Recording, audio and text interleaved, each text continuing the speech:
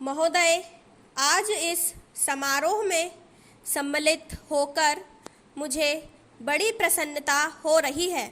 जब से मैं आपके नगर में पहुंचा हूं, आपने जिस प्रेम और उत्साह के साथ मेरा स्वागत किया है, उसके लिए मैं आपको धन्यवाद देता हूं। मैं जानता हूं कि यह स्वागत किसी व्यक्ति विशेष के लिए नहीं, बल्कि यह देश के प्रति आपके प्रेम का प्रमाण है। Para change. भारतवर्ष जब से स्वतंत्र हुआ है, उसके सामने बड़ी बड़ी कठिनाइयाँ रही हैं, परंतु ईश्वर की दया से हम एक एक कठिनाई को हल करते गए हैं और आज कहा जा सकता है कि अब हमें प्रगति के लिए प्रशस्त मार्ग मिल गया है।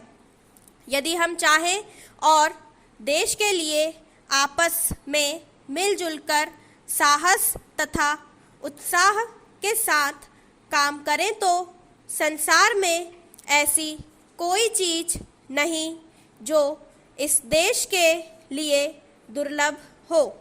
इसलिए एक ऐसे दिन का मनाना जिस दिन देश की उन्नति के लिए एक बहुत बड़ा काम उठाया गया था, स्वाभाविक ही है।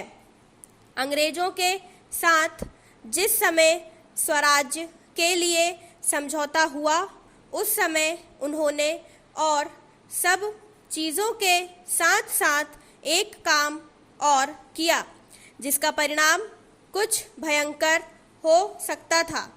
जहां एक और अंग्रेजी राज्य सीधे तौर पर चलता था, वहां दूसरी ओर देशी नरेशों के अधीन 600 से अधिक रियासतें भी थीं।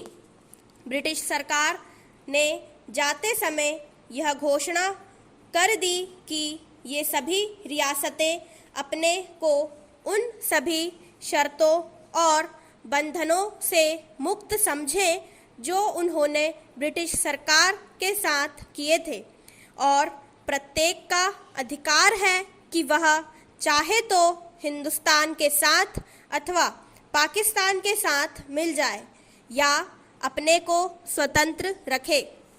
एक नीति के रूप में यह बात बिल्कुल ठीक थी, परंतु यदि हमारे देशी नरेशों के हृदय में भी वह देश प्रेम नहीं होता तो उन्होंने दिखलाया तो संभव था कि एक भारतवर्ष के बदले आज भारतवर्ष के कई टुकड़े हुए होते।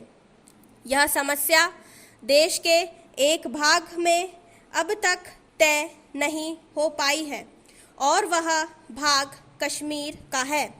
उसके लिए हम अभी भी चिंतित हैं।